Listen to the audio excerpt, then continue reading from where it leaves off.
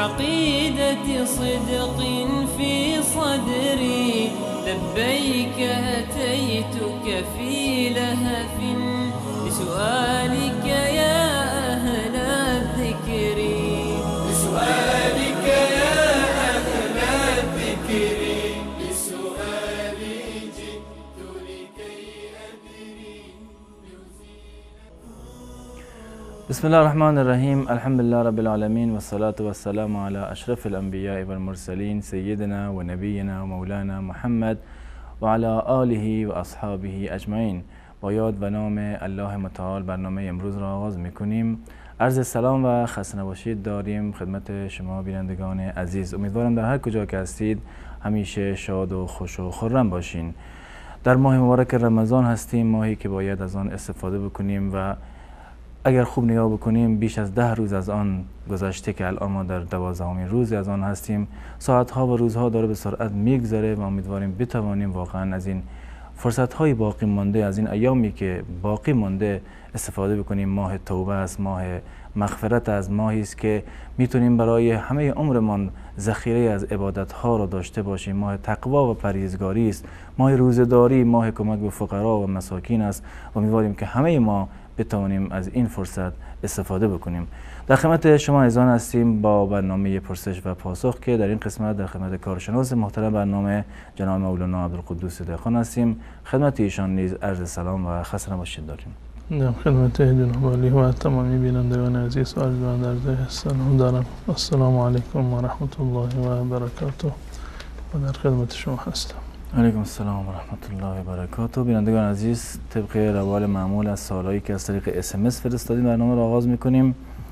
جناب مولانا بیننده پرسیدن اگر کسی بی‌حوصلگی کند و نماز تراویح را نخواند آیا مشکلی در روزه‌اش به وجود می آید؟ الحمد لله رب العالمین و صلی الله علی نبینا محمد و علی آله و صحبه اجمعین. نماز تراویح جزء نمازهای فرض نیست، جزء نمازهای سنت هست و فلسفه این هم که رسول الله صلی الله علیه و سلم در طول رمضان با جماعت نماز نخوندن به استثنای چند شبی هم این بود که رسول الله صلی الله علیه و سلم فرمودند که من ترسیدم که بر شما فرض بشود. این اگر رسول الله صلی الله علیه و سلم کاری رو به صورت مداومت انجام میدادند، با جماعت مثلا همیشه نماز میخوندند و اصلا ترک نمیکردند، دلیل بر فرض بودنش بود. و چه بسا که بر امت حکم نازل میشد که نماز تراویح 20 رکعت هر شب یا تا دم سحر نماز خوندن فرض میشد. اما رسول الله صلی الله علیه وسلم برای اینکه فرض نشود دیگه فقط 3-4 شب رو آمدند و نماز تراویح رو با جماعت خوندند و شبهای دیگر فرمودند خودتون تنهایی بخوانید. پس بنابراین نماز تراویح در هیچ یک از مذاهب اهل سنت و الجماعت فرض نیست و جز سنت ها هست و هیچ گونه ارتباطی با روزه فردای رمضان ندارد. یعنی شب امشب نماز و عبادتی که شما میخونید یک عبادت جداگانه هست که تراویح عبادت شبهای رمضان هست و روزه عبادت روزهای ماه مبارک رمضان هست و با هم دیگر ارتباطی ندارند و دو عبادت کاملا جداگانه هستند. جزاکم الله خیر. برندگان عزیز، شماره برای تماس هم زیرنویس شده است و لطف کنید که سوالاتون آماده داشته باشین و از طریق گوشی تلفن به سوالاتون ادامه بدین. بیننده پرسیدن که آیا هنگام غسل باید لباس بر تن باشه؟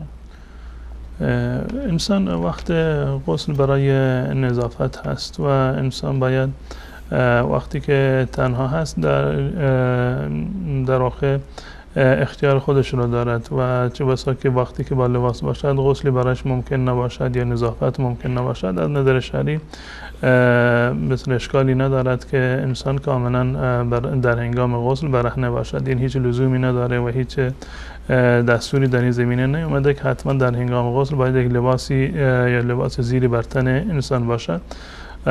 کاملا جایز هست و مشکل شرعی هم ندارد که انسان به صورت کافی و کامل هم برهنه باشد. جزاکم الله خیر. تماس بینندگان وصله، فقط لطف کنید بینندگان سوالاتون رو مختصر داشته باشین و از طریق گوشی به سوالاتون ادامه بدین. سلام علیکم، برنامه پرسش و پاسخ بفرمایید. سلام، خسته نباشید. سلامت باشین، در خدمت شما هستیم. ببخشید من 4 سوال داشتم. سال اولتون آیا برداشتن موی دست و پا برای خانم اشکالی داره یا نه؟ سوال بعدی. و اینکه پوشیدن لباس مدلدار و آماده از مغازه میخری اشکالی که نداره بپوشیم، مدل داشته باشه، مثل لباس عروسا روز عروسی تنشون میکنن. درست. سوال بعدی. و اینکه آرایش کردن عروس و مدل دادن به موهاشون اشکال داره، یعنی پولشون حرامه یا نه؟ سوال دیگه هم دارین؟ و اصلاح کردن صورت یک زن توسط زن دیگر اشکالی داره؟ یعنی این آخرین سوالتون درسته؟ بله. خیلی ممنون از سوالاتی. تشکر از شما. سلام علیکم، برنامه پرسش و پاسخ بفرمایید. بیننده گرامی صحبت کنید.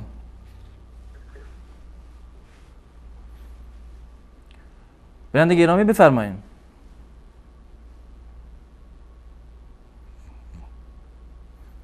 سلام علیکم، برنامه پرسش و پاسخ بفرمایید.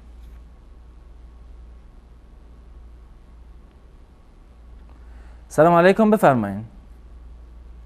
سلام علیکم. علیکم السلام و رحمت الله. من از مدینه منوره گپ نیست. بفرمایید سوالتون. یک سوال داشتم، اگر شوهری که دو خانم داشته باشد، بله، خانم تمام کمایی یعنی آمدنی پیسه خود را به اولادش میدهد، به خانم خودش تمام یعنی تجهیزات زندگی را مهیا کرده. درست؟ ظاهراً تماسشون قطع شد، دوباره تماس بگیریم. سلام علیکم، برنامه پرسش و پاسخ بفرمایید. استاد سلام علیکم و رحمت الله. علیکم السلام و رحمت الله و برکاته. در خدمت شما هستم. ببخشید چند تا سوال داشتم. یه سوالم اینه که آیا قرآن خواندن ثوابش بیشتره یا گوش کردن؟ قرآن خواندن یا قرآن خواندن ثوابش بیشتره یا گوش کردن؟ یا چه چیزی؟ یا گوش کردن ثواب بیشتره. گوش به قرآن. درست. بله. سوال سوال بعدی. بعدی این انگشت سوابه وقتی در نماز شهادت میدیم، بعضیا شنیدن که میگه اگر طولانی بشه این شرک به خداوند میاد. آیا این درسته؟ فهمی مولوی؟ اگر طولانی شود چه میشود؟ اگر طولانی شد بعضیا اینجوری گفتن که این شرک به خداوند میشه. البته بعضیا عالما نه، بعضیا از مردم گفتن. یعنی اگر انگشت سواد زیاد ادامه دادی شرک به خداوند میشه؟ بله، یا زیاد تکون دادی اینجوری میگن شرک به خداوند میشه. نمیدونم اشاره توضیح میدم. و یه سوال دیگه هم داشتم. بفرمایید. آیا بعد از نمازهای تراویح 2 رکعت یا 4 رکعت چه عملی انجام بدیم درست؟ یعنی در هنگام خواندنش؟ نه، بعد از نماز تراویح 4 رکعت یا 2 رکعت. ما معمولا نماز تراویح برگزار می‌کنیم. بعد از 2 رکعت بعد از این دو سلام یک ذکری میخونن، سبحان ربی همین چیز میخونن. بله، بعد 4 رکعت. ما الان در جایی هست نماز تراویح برگزار میکنیم، بعد از این 4 رکعت احادیث پیامبر علیه السلام به مردم میگم. آیا درسته؟ درست. سوال دیگه هم دارین؟ خیلی ممنون. دست شما. خدا نگهدار شما. سلام علیکم، برنامه پرسش و پاسخ بفرمایید. بیننده گرامی صدای شما وصله، لطفاً صحبت کنید. سلام علیکم بفرمایید. بله سلام علیکم. علیکم السلام و رحمت الله. ببخشید ما از کشور فنلاند تماس گرفتیم. یک سوال داشتم. سوال ما است که بعد از نماز عصر میشه نماز صلات تسبیح بخوانی؟ سوال دیگه هم دارین؟ تشکر، زنده باشین. تشکر از شما. سلام علیکم، برنامه پرسش و پاسخ بفرمایید. سلام علیکم. وقت شما علیکم السلام و رحمت الله. وقت شما بخیر. محمد متیران با شما هستم. در خدمت شما هستیم. چند تا سوال داشتم. بفرمایید. سوال اولتون؟ میگم علی رفیق داریم مثلا میگه درباره نماز بله. مثلا وقتی که نماز میخونی از طریق گوشی از طریق تلفن صحبتتون ادامه بدین چون که صدا از تلویزیون دیرتر میاد. میگم یه رفیق داره مثلا میگه در بابت نماز گپ میزنه، میگه دوزی کن، مثلا نفر بکن، دوزی کن، باز نماز خود بخون، خدا آدم میرفت. آیا این درست یا نه؟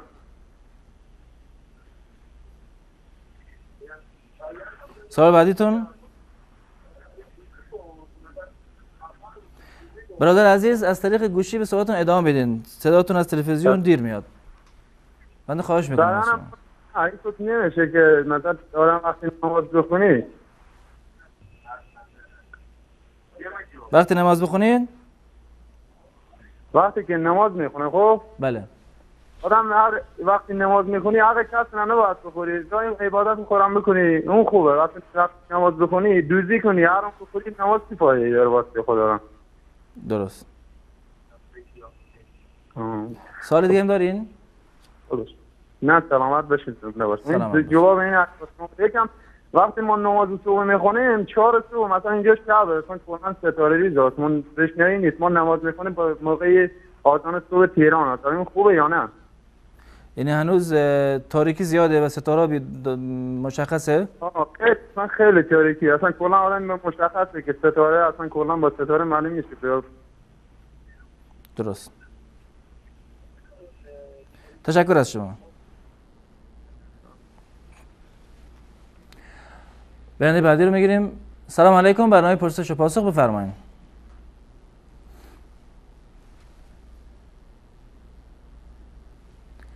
بیننده گرامی صحبت کنید. سلام علیکم، برنامه پرسش و پاسخ بفرمایید. بله سلام علیکم برادر. شبکه ساله؟ به سال حق و سال شهریتون لطفاً. برادر سوال داشتم، کسی که دوستی سوره را یاد داشته باشه نمازش درست است و یا خیر؟ و یک دیگه که نماز فرض کدام سوره رو بخونه و نماز سنت من میگه نماز درست نیست. من میخواستم همین سوال جواب بده مولوی صاحب. سوال دیگه هم دارین؟ و یک دیگه بسیار سوالی میاد بیادر وقتی بسیار فرض چه سوره‌ای بخونه سنت چه سوره‌ای بخونه؟ بله؟ یکی دیگه بسیار از وقتی که من نماز خودم پایین وقت میخوانم، نماز قضا نمیکنم و چیزای خواهشات دنیایی هم من بسیار پرهیزگار هستم و 24 ساعت من خواب میشم شب و روز و می قبر در فکر مسته و بسیار میترسم آیا فکر می خدا میفهمه که من دوزخی یا جنتی و بسیار بهین تکلیف روانی پیدا کردم. لطفا همین سوال مرا که جواب بده بیادر. درست. تشکر از شما. خواهش میکنم. خداحافظ. خدا نگهدار شما. سلامت باش. سلام علیکم، بفرمایید بیننده گرامی. السلام علیکم و رحمت الله و برکاته. علیکم السلام و رحمت الله و برکاته. من 3 تا سوال.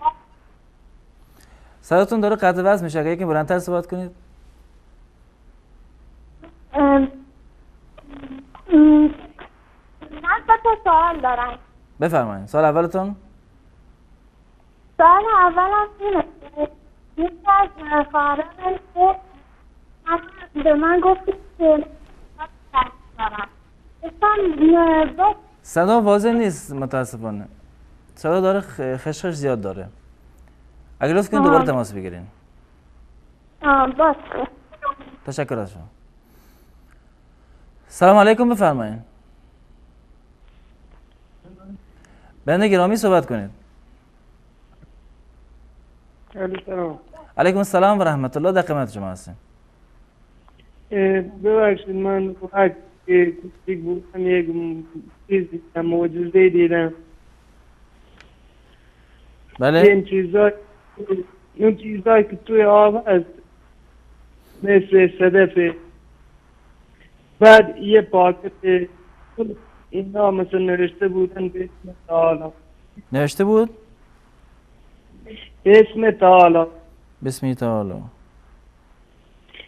بعد میگن مثلا جهنمی ها رو کدام شومیده یا فرشته ها رو. ببخشین سال دومتون مشخص نیست، دوباره بگین. میگم مثلا آدمای خوب خدا نشون میده، آدمای بدو آدمای خوب رو خدا چیکار میکنه؟ معجزه میگه. یعنی نشون میده. آره. تشکر از شما. تماس بعدی بیننده رو میگیریم. سلام علیکم، برنامه پرسش و پاسخ بفرمایید. سلام علیکم، خوبه؟ شما خوبه؟ سلامته. علیکم السلام و رحمت الله، در خدمت شما هستیم. یعنی برادر ما خارج از کشور مثلا اینجا زن گرفته و جان فرمای طلاق بده، میشه طلاق بده؟ از چه طریق طلاق میده اینه؟ مثلا در طریق دوشی گفت مثلا دفاع خونی طلاق کنه، من از این جواب مثلا طلاق نده، مثلا میخواد طلاق بده، یعنی امکان داره که بشه از طریق. درست. سوال دیگه هم دارین؟ سوال دیگه ای که مثلا با زیرپوش رقم نماز بخونه مشکل داره یا نه؟ زیرپوش رقم مثلا هوا گرم مثلا سوال دارم نماز بخونه مشکل داره یا نه؟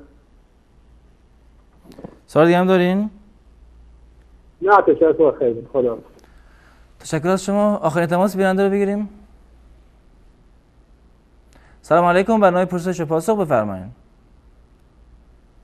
سلام علیکم، من یه سوال داشتم. بفرمایید. آیا در 10 روز آخر رمضان با خود ضد برداری عادت ماهانمون رو به تحقیر بیاندازیم درسته یا نه؟ سوال دیگه هم دارین؟ نه خیلی خیلی ممنون، خدا حافظ. تشکر از شما. بینندگان عزیز، در اینجا با هم یک میان برنامه میبینیم، دوباره باز خواهیم گشت، در خدمت شما خواهیم بود. با ما باشیم. الحكمة ضالة المؤمن وبنو الإسلام بها أولى حيث تجدها فعليك بها عنها أبدا لا تتخلى.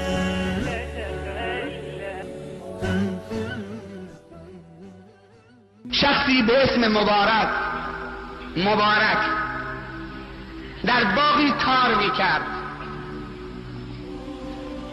اربابش، صاحب باغ بهش گفت که مبارک، وظیفه تو در باغ علفهای هرده رو بکنید، درخت آبیاری کنید، شاخه های خشکیده رو قیچی بکنید. بعد از 1 سال مهمان خصوصی برای صاحب باغ آمد. صاحب باغ به مبارک گفت که مبارک، برو چند دانه انار شیرین و خوشمزه بچین بیار برای مهمانای خصوصی و سفارشی. مبارک دوید، میوه را آورد گذاشت جلو صاحب باغ و مهمانا.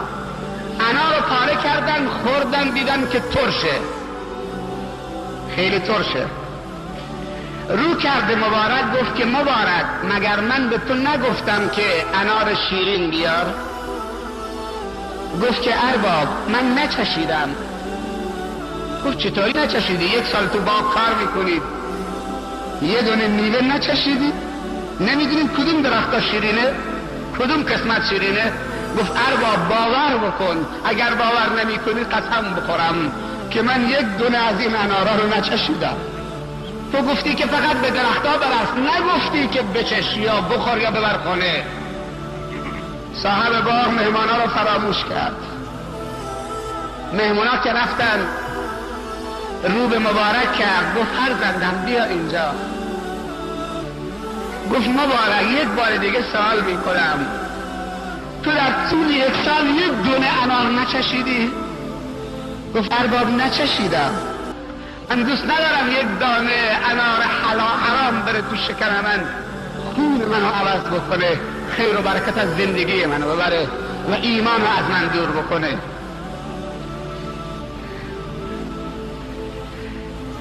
سر انداخت پایین و رفت ارباب. بعد از چند روز آمد سراغ مبارک، گفت پسرم مبارک، یه سوال میخوام بکنم، مجردی یا متأهل؟ زن داری؟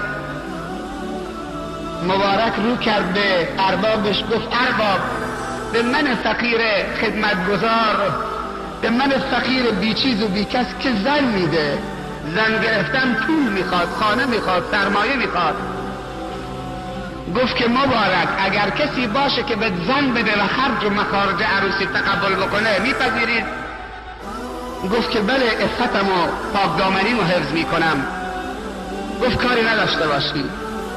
قاضی را آورد، صیغه رو جاری کردن، دست مبارک گرفت، برد در حجله داخل کرد. وقتی در حجله قرار گرفت از احوال زنش و همسر شرعیش پرسید. زنش بهش گفت که من دختر صاحب باغم، من دختر اربابتم.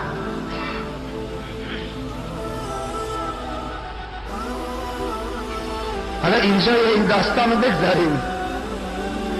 گفت من دختر اربابتم.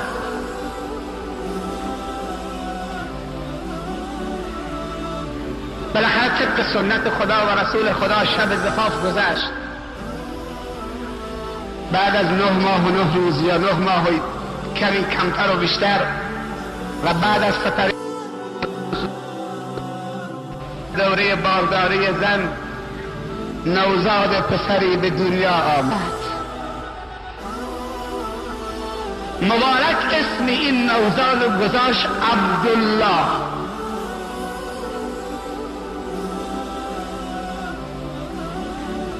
همینجور تربیت یافت، حلال خور شد، با خدا بود، با تقوا بود، چون پدر و مادر با تقوا و پدر بزرگ با تقوا و حلال خور بودند. بزرگ شد، در محضر علما شرکت کرد، عالم برجسته شد، به جایی رسید که در زمان خودش کسی روی زمین از عبدالله عالمتر نبود و ملقب به شیخ الاسلام عبدالله ابن المبارک شد.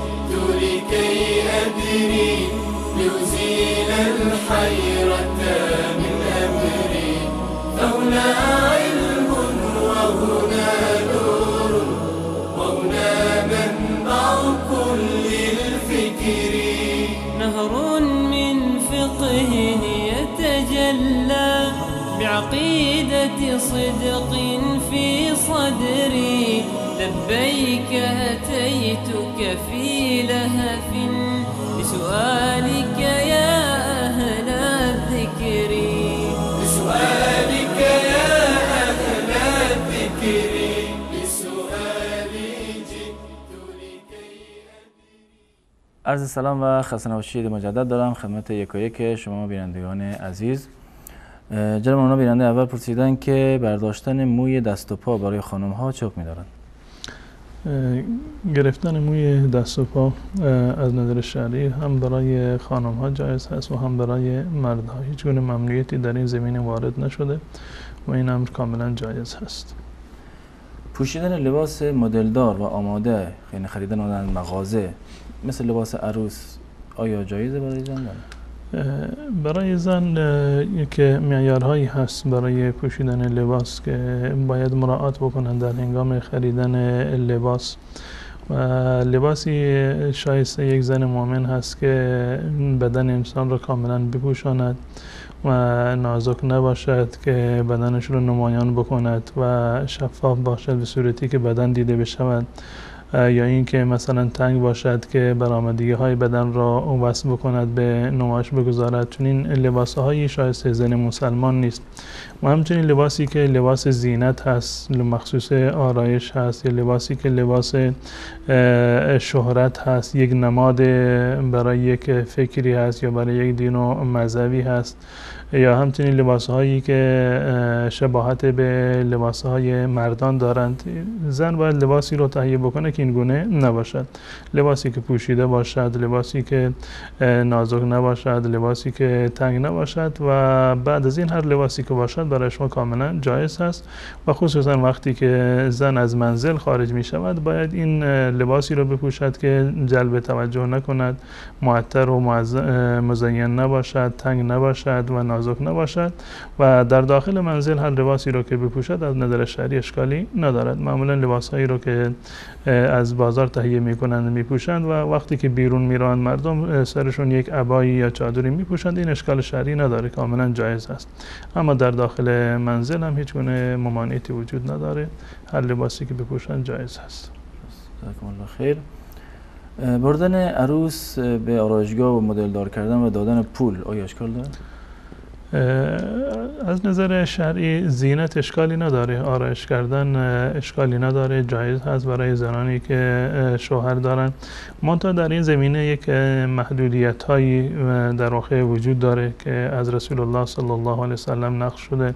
به طور مثال گرفتن ابرو و شکل دادن ابرو هست. این یک مورد رو رسول الله صلی الله علیه وسلم من فرمودند و نفرین کردند کسی که چنین کاری رو انجام میدهند. اما بقیه موارد آرایش از نظر شرعی اشکال ندارند و جایز هست و پولی هم که در مقابل این دریافت می شود از نظر شرعی حلال و مباح است. جزاکم الله خیر. اصلاح صورت زن توسط زن دیگر آیا اشکال داره؟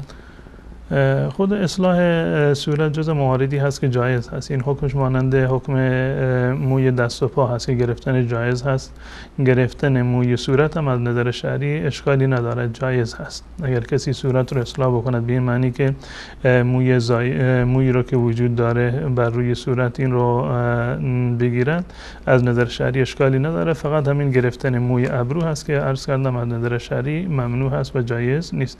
اما بقیه قسمت های صورت رو، پیشانی رو و گونه ها و بقیه قسمت صورت رو اگر مویش رو بگیرند از نظر شرعی هیچ گونه ممانعتی نیست. جزاکم الله خیر. آیا زن می تواند که روزه خود را، عادت ماهیانه خودش را به تأخیر بیاندازد و با خوردن قرص تا روزه بگیرد؟ بله اشکالی ندارد، برای زن جایز هست اگر که معمولا از داروهای ضد بارداری استفاده کرده و برای تأخیر عادت ماهیانه و الان هم استفاده بکنند مطمئن است که ضرر و زیانی براش ندارد. از نظر شرعی هم ممانعتی در این زمینه وجود ندارد و اگر خانمی قرصی استفاده کرد و عادت ماهیانش به تأخیر افتاد از نظر شرعی میتواند روزه بگیرد و روزش کاملا قبول هست و جایز هست، هیچ گونه اشکالی ندارد و نه قضایی بر اون لازم هست و نه کفاره. جزاکم الله خیر. یعنی بعدی گفتن که آیا خواندن قرآن بهتر است یا گوش کردن قرآن، کدوم ثوابش بیشتر؟ هر دوتا عبادت هستند، هم تلاوت قرآن و هم گوش کردن قرآن هر دوتا عبادت هستند. رسول الله صلی الله علیه وسلم هر دوتا رو انجام میدادند و معمولا خودشون قرآن رو میخوندند و مدارسه میکردند با حضرت جبرئیل علیه السلام. یعنی هر سال رمضان حضرت جبرئیل علیه السلام بر رسول الله صلی الله علیه وسلم نازل میشد و با هم قرآن رو کاملا مرور میکردند، به اصطلاح عامیانه دور میکردند با هم دیگر. و احیانا رسول الله صلی الله علیه وسلم به برخی از اصحابشون مانند حضرت انس رضی الله تعالی عنه و بقیه میفرمودند که شما قرآن بخوانید. گفتند که من دوست دارم که قرآن رو از کسی دیگر غیر از خودم استماع بکنم. میشنیدن صدای قرآن. هر دو تا عبادت هست، اما عبادت کردن تلاوت قرآن بالاتر هست و بهتر هست و کسانی که می توانند قرآن را تلاوت بکنند بتوانند، زیرا که در این زمینه هم چشم انسان کار می کند، هم زبان انسان کار می کند و هم گوش انسان کار می کند و هم قلب انسان تدبر می کند در آیات قرآن و ثواب بسیار زیادی را دارد. در مقابل هر نیکی هر حرفی 10 نیکی می رسد و هر نیکی 10 برابر تا 700 برابر الله متعال به انسان ثواب می دهد. اما کسانی که نمی توانند که قرآن را بخوانند یا بنابر دلایلی مشغول کار دیگر هستند و زیبا هست که در این زمینه حداقل گوششون مشغول شنیدن و استماع آیات قرآن باشه. جزاکم الله خیر.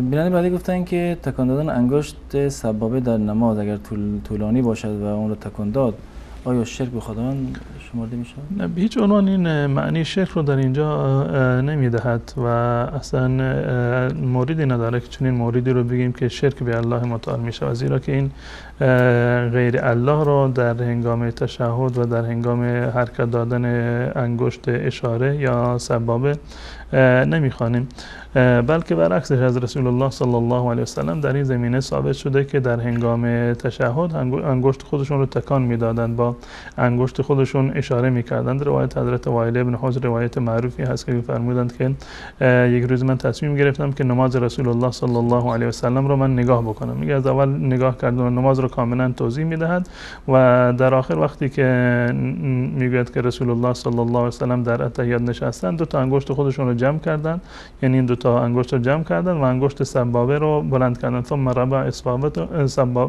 اصبعه فرأیته یحرکه یدعو بها. این قول حضرت وائل ابن حجر، فرأیته یحرکها و یدعو بها. من دیدم که رسول الله صلی الله علیه وسلم انگشت خودشون رو تحریک میکردند، یعنی حرکت میدادند و یدعو بها، با انگشت خودشون دعا میکردند. یعنی در هنگامی که دعا میکردن مثلا میگه اللهم صل علی محمد، یعنی وقتی دعا کردن ربنا آتنا فی الدنیا حسنه، یعنی وقتی دعا کردن انگشت خودشون به طرف بالا در واقع بلند میکردن. بلند کردن انگشت در تمام مذاهب اهل سنت و الجماعت سنت است در هنگام نماز، و حرکت دادنش یعنی به صورت مداوم هم حرکتش بدهد، اینم ثابت هست. و در هنگام دعا کردن، یعنی وقتی در اتحیات به جای رسیدگی مثلا درود و سلام بر رسول الله صلی الله علیه و سلم هست، یا برای خودتون دعا کردید یا برای کسی دیگر دعا کردید، در این هنگام انگشتتون رو تکان بدید. این اولاتر و بهتر هست، عمل بر سنت هست. اما در هر چیزی افراط کردن در واقع شایسته نیست. این که بعضی انگشتشون یعنی به هیچ عنوان آروم نمیگیره و یعنی زیاد یعنی انگشت حرکت میدن به گونه‌ای که جلب توجه دیگران باشه یا مزاحمتی برای نماز دیگران باشه، اینم شایسته نیست. اما حرکت دادنش در حدی که اشاره باشه، بلند کردن در هنگام دعا کردن یا تحریک هنگام دعا، یعنی حرکت دادن انگشت در هنگام دعا کردن، این از حدیث حضرت رسول الله صلی الله علیه و سلم وائل ابن حجر رضی الله تعالی عنه هست، در سنن النسائی هست و شیخ البانی رحمت الله علیه این روایت رو هم تصحیح کردن. و خود اشاره کردن یعنی در تشهد روایات دیگری هم هست از حضرت عبدالله بن عمر در صحیح مسلم و روایات دیگری هست که تمام مذاهب اهل سنت و جماعت بر اشاره یعنی بلند کردن انگشت بر این اتفاق نظر دارند. و روایت حرکت دادن انگشت هم از حضرت وائل ابن حجر رضی الله تعالی عنه روایت شده. جزاکم الله خیر.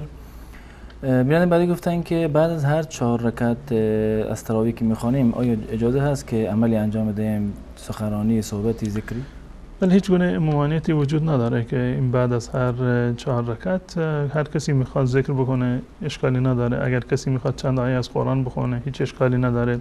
اگر امام تصمیم بگیره که بعد از هر 4 رکعت مردم استراحت بکنند، خسته باشن، یک حدیثی براشون بخونه، هیچ گونه ممانعتی در این زمینه وجود ندارد. و این تراویح یا نماز تراویح به این خاطر گفته میشود که بعد از 4 رکعت معمولا مردم یک مقدار استراحت میکنن.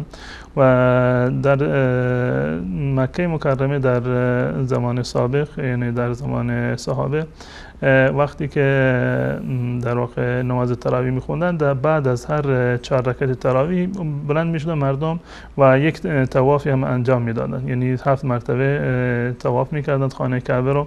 و اهل مدینه و که مذهب مالکی بودن و امام مالک رحمت الله علیه در مدینه بودند، اینا هم به جای این که در مکه اونها یعنی کم نیارند از اهل مکه، اونها هم تراویح میخوندن و هم عبادت طواف رو انجام میدادن. اینا 4 رکعت دیگر اضافه میکردن، این در وسط هر استراحه به جای هر تراویحی 4 رکعت دیگر، یعنی در مذهب امام مالک رحمت الله 36 رکعت نماز تراویح.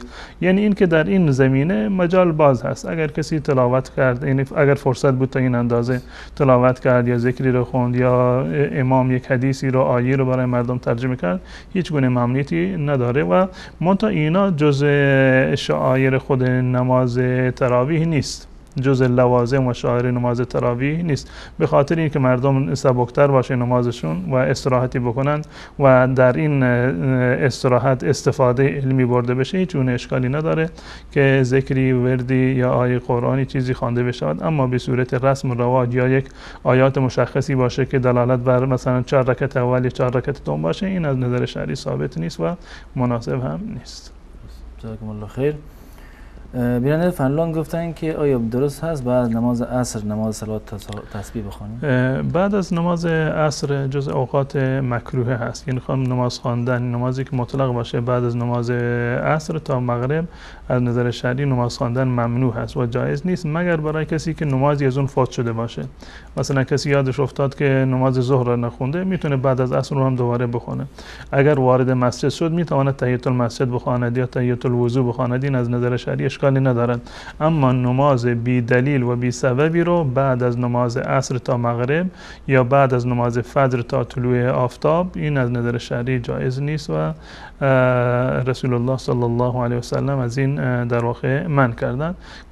گذشته از این که خود نماز تسبیح هم دلیل صحیح و صریح از رسول الله صلی الله علیه و سلم ندارد، یعنی نماز تسبیح از رسول الله صلی الله علیه و سلم ثابت نیست و یکی دو روایت هم که در این زمینه هست روایاتی هستند که از نظر سندی ضعف دارند و با یک روایت ضعیف نمی شود که یک حکم عبادی رو ثابت کرد.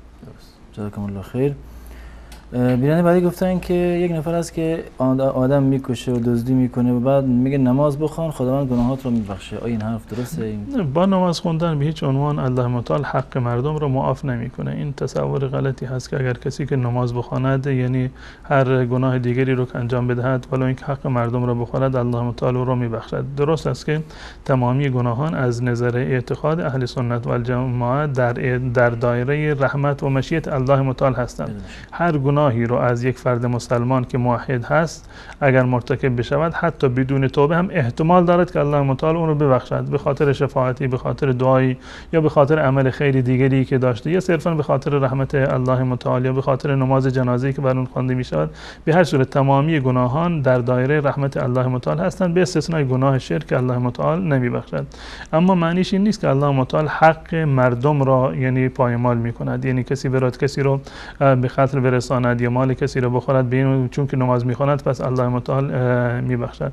به هیچ عنوان الله متعال حق دیگران رو معاف نمی کند و ظلم نمی کند. به هر صورتی که باشد الله متعال حق دیگران رو حتما میگیرد. حتی در روایت شهید که اومده رسول الله صلی الله علیه و سلم فرمودند که تمام موارد از اون بخشیده می شود مگر دین را. حتی برای کسی که شهید شده در راه الله متعال و قطعا هم که اهل نماز هست اما دین را یعنی حق مردم را الله متعال بر اون نمیبخشد. حقی رو که مثلا از دیگران گرفته به عنوان قرض بوده، نه حقی رو که خودش مثلا سرقت کرده، دزدی کرده یا به راه ناروایی خورده باشه یا قتل کرده باشه که اون گناهش بسیار از این بالاتر هست. جزاکم الله خیر. بیننده بعدی گفتن که وقتی که نماز صبح میخوانن هوا خیلی تاریکه و ستاره هم دیده میشه، یعنی در آسمان هست، آیا نماز درسته؟ اصل معیار در نماز صبح این است که فجر دمیده بشود. اگر در جایی که شما هستید تقویم شرعی که به شما دادند که وقت فجر یعنی طلوع بامداد چه ساعتی هست بعد از اون شما می توانید که نماز بخوانید ولو اینکه هوا تاریک باشه. و رسول الله صلی الله علیه و سلم هم نماز رو معمولا با تاریکی شروع می‌کردن. نمازشون طولانی بود، با تاریکی شروع می‌کردن، با غلس در واقع که همون تاریکی است نماز می‌خوندن تا وقتی که هوا روشن می‌شد نماز رو ادامه می‌دادن. وقتی که مطمئن شدید که اذان گفته یا اینکه بام داده وقت نماز هست یا آخر وقت سحری هست و روز شروع شده و بعد از آن شما می‌توانید که نماز بخوانید. تشکر از شما. کسی که فقط 3 سوره یاد داشته باشد آیا نمازش درسته و در نماز فرض و سنت چه سوره‌ای خوانده شد؟ برای هیچ نمازی سوره مشخصی تعیین نشده، یعنی برای هیچ نمازی از نمازهای فرض یا نمازهای سنت سوره مشخصی اجباری نیست که حتما شما فلان سوره رو باید در فلان رکعت فلان نماز بخوانید. هر کسی به اختیار خودش میتواند که بخواند. گرچه در برخی از روایات از رسول الله اون چیزی که رسول الله صلی الله علیه و سلم میخوندن مثلا که سوره در نمازهای و سوره های کافرون رو میخوندن، قل الله رو میخوندن، سبح اسم ربک الاعلی رو میخوندن، یا در نمازهای سنت فجر چه سوره هایی رو که میخوندن یا در نماز فرض. این ثابت شده از رسول الله صلی الله علیه و سلم. اگر کسی به اتباع سنت این کار رو انجام بده اشکالی نداره، جایز هست و بهتر است. اما این به صورت الزام نیست. هر سوره رو که یاد داشته باشند میخونند بخونند و لازم هم نیست که سوره های زیادی رو یاد داشته باشه. هرچی بیشتر یاد داشته باشه اولاتر و بهتر است. اما اگر کسی به فرضاً فقط یک سوره رو بلد هست در تمام رکعات همین یک سوره یک سوره را بخواند این نمازش از نظر شرعی اشکال نداره و درست است. اگر سوره های بیشتری رو بلد باشه خب تعبد بیشتری میشه، تعقل بیشتری میشه، ثواب بیشتری داره با خوندن سوره های طولانی. اما اگر یک سوره دو سوره رو بلد باشه ولو اینکه 20 رکعت نماز تراویح رو فقط با یک سوره هم که بخونه، یعنی در هر رکعت همین یک سوره رو بخونه، باز هم از نظر شرعی اشکالی نداره و نمازش درسته. جزاکم الله خیر. سال بعدی بیانه گفتن که نماز 5 وقتشون رو میخونن و سعی میکنن تقوا و پرهیزگاری خدا رو هم رعایت بکنن، اما خیلی دلشوره دارن از این که مبادا وارد جهنم شن. از نظر شرعی انسان باید ایمانش در میان خوف و رجا باشد. ایمان انسان باید در مورد، یعنی در باره الله متعال و در مورد قیامت در میان خوف و رجا باشه، یعنی در میان بیم و امید باشه. یعنی شما هم باید بیم داشته باشید از الله متعال و هم باید امید داشته باشید و این در واقع صفتی است که الله متعال برای مؤمنان و برای پرهیزگاران الله متعال در قرآن کریم اینو ذکر کرده. اولئک الذین یدعون که الله متعال در ادامه این آیه میفرماید یرجون رحمت و یخافون عذاب. در مورد مؤمنان اولئک الذین یدعون یبتغون الی ربهم الوسیله ایهم اقرب، که خودشون تقرب میجویند به الله متعال و سعی میکنند که هر یکی از دیگران نزدیکتر باشند. و یرجون رحمته و یخافون عذاب، یعنی انسان‌های مؤمن هم امیدوار رحمت الله متعال هستند و هم از عذاب الله متعال میترسند. حضرت عمر رضی الله تعالی عنه میگوید که من خوف و رجام تنظیم هست، به اندازه اگر گفته بشد که تمام مردم جهنمی هستند فقط یک نفر بهشتی هست، من امیدوارم که اون یک نفر من باشم. و اگر برعکسش گفته بشد که تمام مردم بهشتی هستند یک نفرشون فقط جهنمی هست، میترسم که اون یک نفر من نباشم. یعنی ایمان انسان باید در میان خوف و رجا باشه، بیم و امید باشه. و رحمت الله متعال بسیار گسترده تر از عذاب الله متعال هست. رحمت الله متعال بسیار گسترده تر از عذاب الله متعال هست. نبی عبادی انی انا الغفور الرحیم. الله متعال غفور و رحیم هست، نامه های متعددی رو دارن در این زمینه. حلیم هست، غفور هست، غفار هست، غافر هست، عفو هست، تواب هست. تمام این صفات ها دلالت بر رحمت میکنند و الله متعال 100 قسمت رحمت رو یک قسمتش رو در میان مردم در واقع تقسیم کرده و بقیه قسمت ها 99% رو پیش خودش نگه داشته برای روز قیامت و مخصوص مؤمنان هست. یک از علمای سلف یک جمله زیبایی رو دارن، میگن که در بستر مرگ افتاده بودند و مادرشون گریه میکرد بر بالینشون که من از شما از دنیا میروید. گفت که مادر چرا گریه میکنی؟ گفت خب تو از دنیا میروی آخرتت چی بشود؟ گفت که اگر حساب و کتاب من دست تو بود اون وقت چیکار میکردی؟ گفت که تو رو راست میبردم به بهشت. گفت من اینو مطمئن هستم که الله متعال 99 بار از تو نسبت به من مهربانتر هست. یعنی رحمت الله متعال رو به هیچ عنوان نباید فراموش بکنیم. انسان باید به اندازه‌ای از الله متعال و از عذاب قبر بترسد که پایبند نماز باشد. ترسی که انسان رو از الله متعال ناامید بکند اون ترس شرعی نیست، اون در واقع گناه هست و معصیت هست. ناامید شدن از رحمت الله متعال کفر هست. انسان به هیچ عنوان نباید از رحمت الله متعال ناامید باشد و سنت این هست و شایسته فرد مسلمان این است که بیمش در اندازه‌ای باشد که اون رو به نماز وادار بکند، به عبادات وادار بکند، نه در حدی که از الله متعال ناامید بکند. و هرچی که عمر انسان هم بالاتر میرود در آخر عمر، سنت و بهترین است که انسان جنبه امید رو بر جنبه خوف در واقع غالب بکند. تشکر از شما بابت توضیح که دادین. بیان بعدی گفتن چیز حالت مثل معجزه دیدن که در آب دیدن که صدف در آب نوشته است بسم تعالی و سوالشون هم گفتن که این درسته و آیا معجزه برای انسان‌های خوب است یا بد؟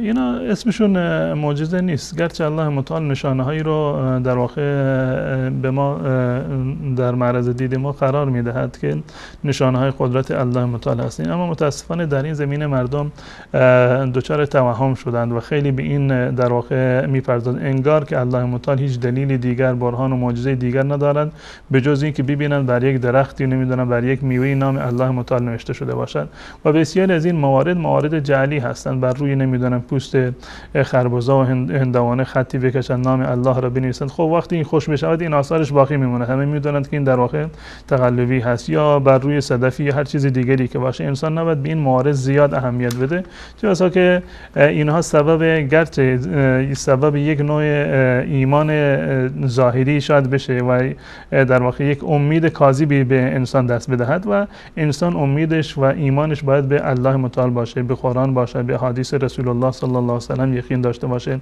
خب همین موارد رو احیانا از جانب غیر مسلمانان هم این ترویج داده میشه.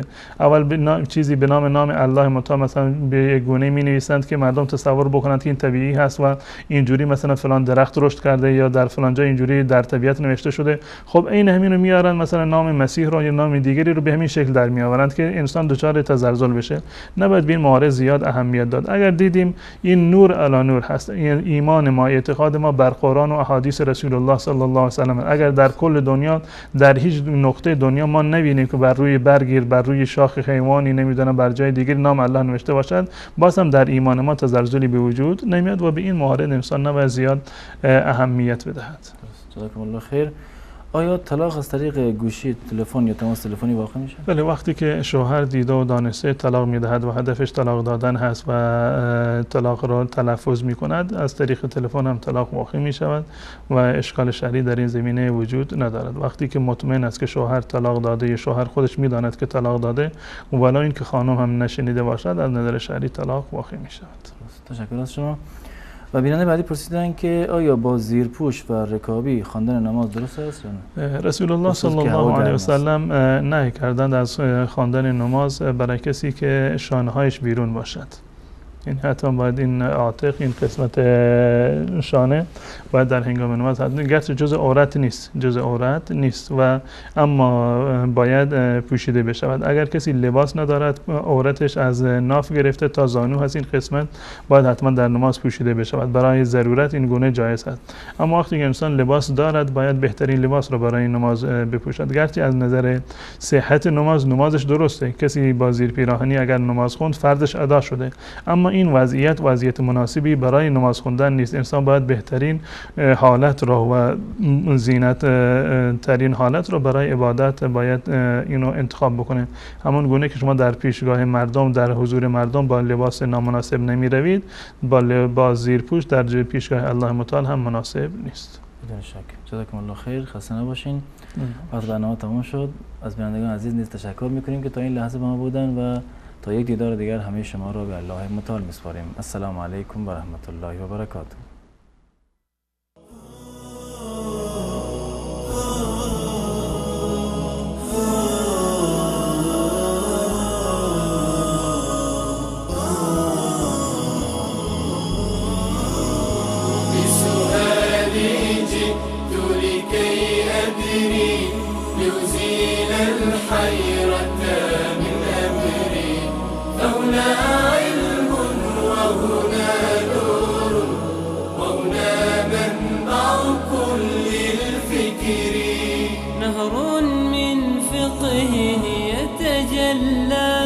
بعقيدة صدق في صدري لبيك أتيتك في لهف لسؤالك يا